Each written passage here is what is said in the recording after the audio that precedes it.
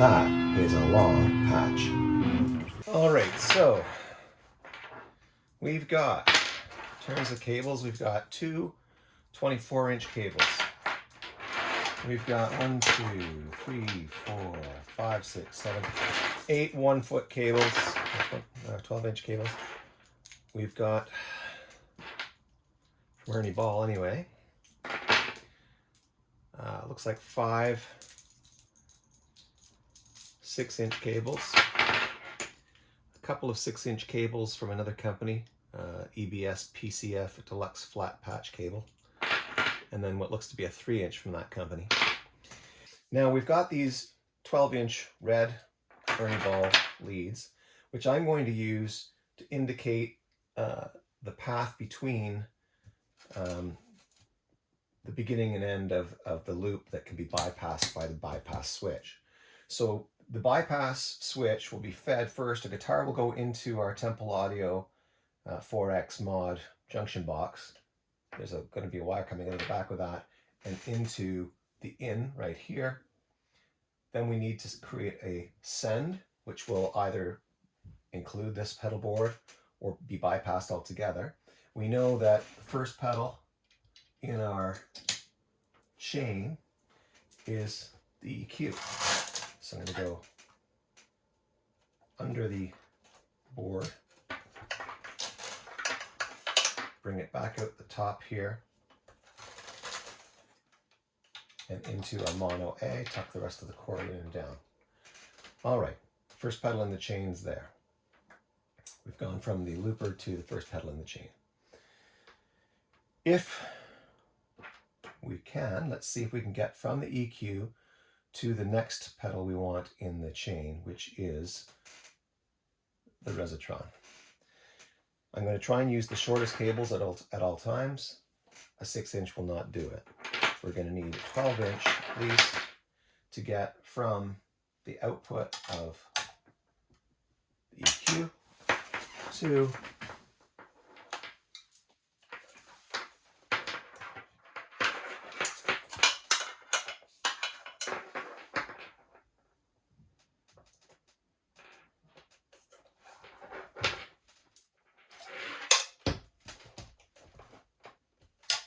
let's have a look at this. So our output is right here for the EQ. Our input is right there on the Resitron. Either we move the Resitron this way, which I really don't want to do, or we use a longer cord. So we're going to use a 2-foot. I've only got 2 of them, so I have to be cautious about when I use them. Each cost about $25. So you don't use them willy-nilly if you can. Use them sparingly. All right. From the Resitron, we have to get to the wah pedal. The Resitron's out is right there. Can we get to the wah pedal?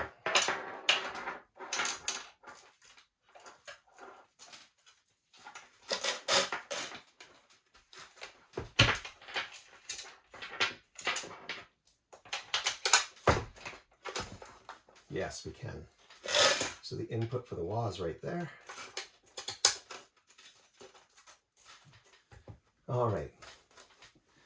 From this point forward, hopefully we can breathe a little bit more easily because we're going from the wah pedal to the next pedal in our chain, which is going to be the distortion pedal. Sorry, the fuzz pedal. And that we can easily do with that. We don't even need that much length. So let's go with a 6-inch from the output of the wah to the input of the twin bender. Then from the twin bender, we need to get to the Deja Vibe. I suspect we're going to need to use the other 12-inch for that, but let's just have a look with a 1-footer and see if we can do it.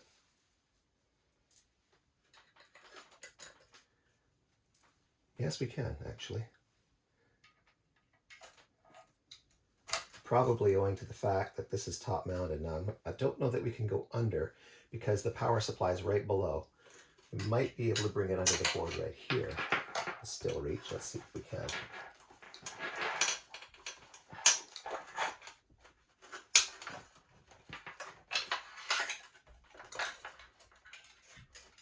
Yes, we can. Okay, excellent. So we're going from there into the Deja Vibe. From the Deja Vibe, it's a very short travel because what we're doing is we're going straight into the buffer.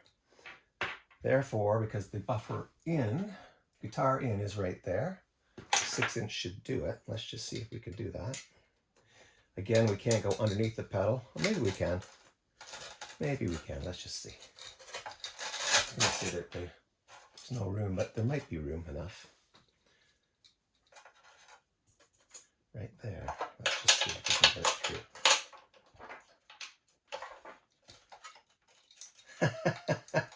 No, it's not going to allow me to reach. So either we use a longer one, or we, going any closer is going to help me at all. I don't want to do some crowding to avoid a problem. So I either just don't go under the board at all, in which case, oh, I still have the problem. I still have the problem getting to the output. All right, so that answers it. We have to go with a 1-footer. I'm trying at all times to use the shortest lead possible. They're not only the least expensive, therefore you can buy more of them for the same amount of money, but I'm trying to minimize mess. You got a lot of loose wires, excess wires hanging around. It's greater likelihood that one of them is going to get pinched or broken in some way. That one there, we could probably, it already does, I suppose. All right. So we've now got the output from the Deja Vibe going into the, oops.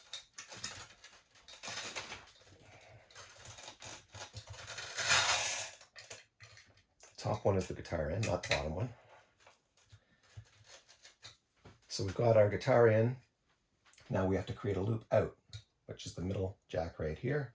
And the first pedal in the loop is our compressor. Let's just see if 6 inches gets us there. It doesn't. So we have to use a 12-incher. Loop out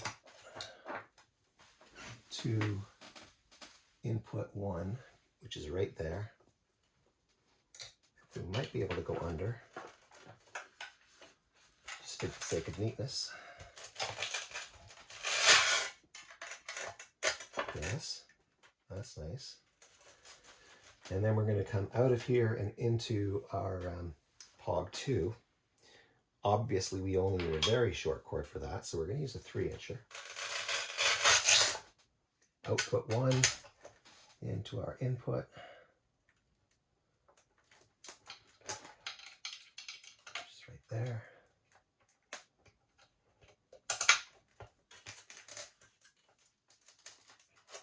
And try and get this cord to occupy the space right there between the two pedals.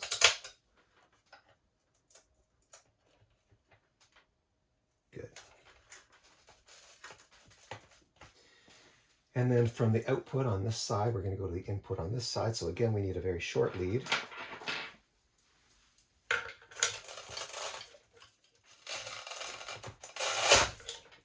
Grab with the Velcro on that one. There's a lot of Velcro on that one.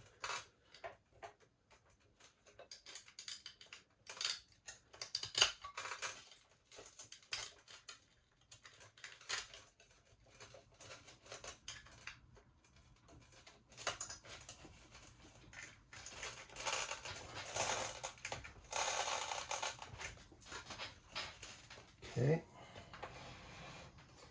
Next, let's get our Phase 90 plugged into our conspiracy theory. Input's right there, nice and convenient. Puts this cord down the crack. We're going to move this up because it's a top loader, otherwise it won't plug in all the way. All right. from here, we're going to have to go into our right mounted jack on the Bonsai by JHS. Must be one of their more popular pedals. I don't know if it's the most popular. I think the most popular they have is actually the Morning Glory, which is an emulator, I think, of an old Marshall amplifier, a Blues Breaker, but I'm not quite sure. Haven't used one. Then we're going to go from the Bonsai into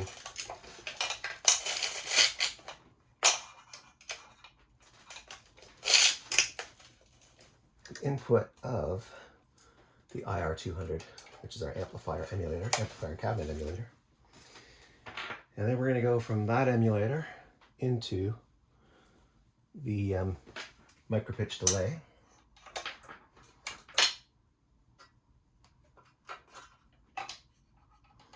And hopefully we've preserved enough of the longer cords that we won't have as much difficulty. See, this is another one that has to move up toward this bar, because otherwise the cord won't plug in properly. I have to turn it sideways, and I don't want to do that.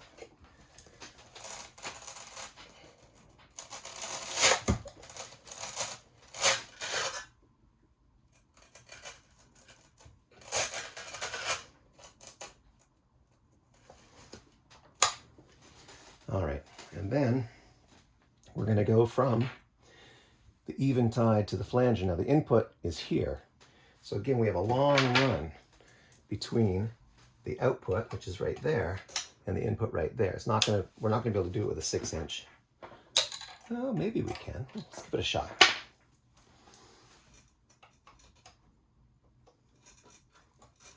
I think if we do, we won't be able to go under the board. I think we're just going to be a bit short of where we need to be. I could lower the flanger just a smidge, but I don't think I need to. I think I'm going to use a longer cord because I can use these shorter ones up here. I think that would be a better use. This allows me to go under the board.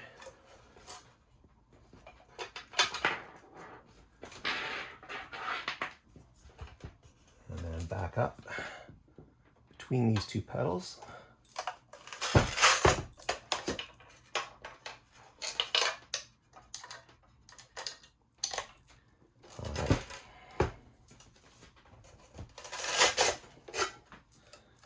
Now we're going to have to make a patch go from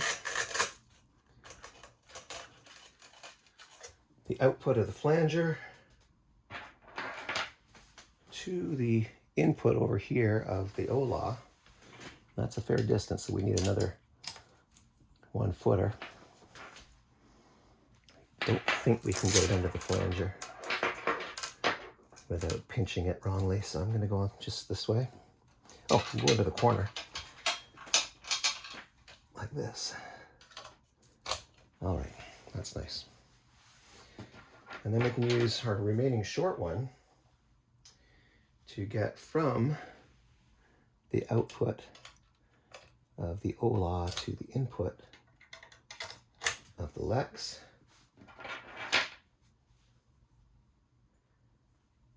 And I think we must be missing a patch.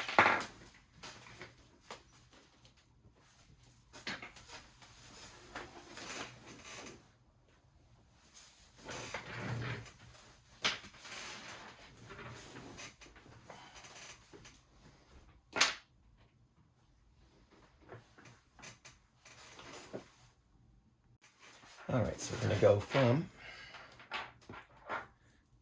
the out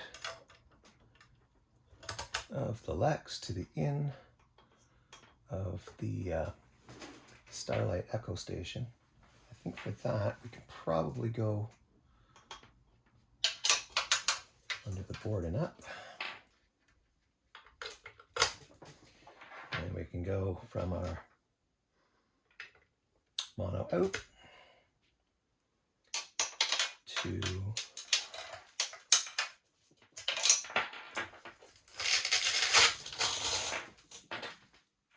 yes, Nope, we're not going to be able to bring it up through there. There's no space because of the Strymon. So I think what we'll do is just go straight around. No, can't do that either. We're just going to have to tuck that in there and go in here. And then we've got an unusually long one to go from the mono out. But that's fine because we're going all the way over here to the loop in, the return. The excess, yeah, there's excess, but we can take care of that with a zip tie, so I'm not too concerned.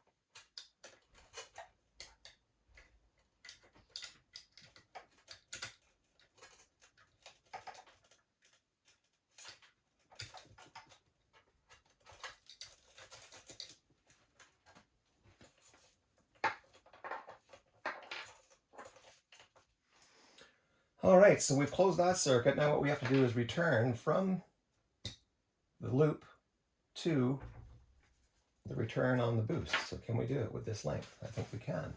Let's just see. Amp out is right here.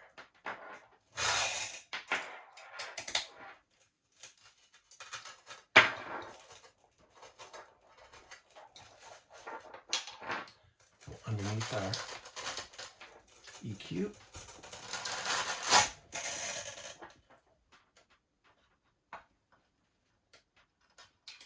To our return.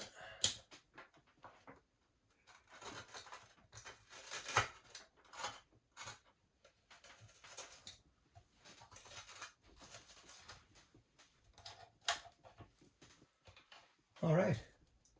I believe we've closed the circuit. Now we just have to connect our loop switch to the junction box, and we will have all of the audio cables connected. We'll just have to, at that point, connect the electrical. And as I was saying earlier, that's not the big problem. These cables come in such lengths that you can easily, with the Strymon, you know, the two O-highs there, and with the main power supply in the middle, you can easily reach all of these pedals, even though it's a 42-inch wide Terra Pedaltrain pedalboard. All right, all that remains is to hook our loop switch up to the junction box here at the back. You know, the guitar is going to go in here, and then the out to the amplifier is going to be this one here. I've got two leads for that purpose, just 6-inch ones that'll take me from here to here. Well, actually here to here. And so we've got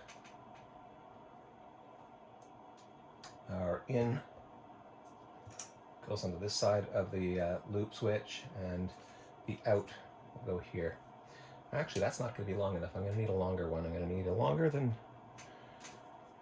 6. I'm going to need a 1-footer, unless I turn that around. Why don't I just do that? In which case, I really don't need such a long cord here to take me into here.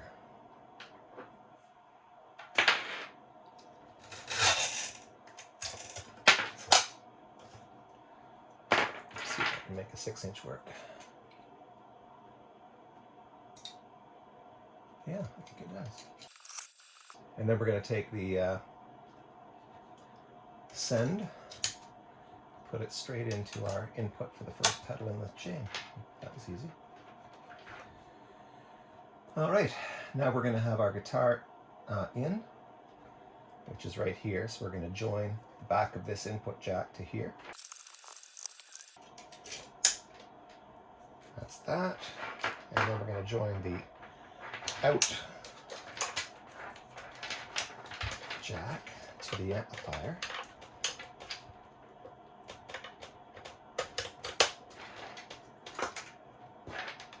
To this side, as so.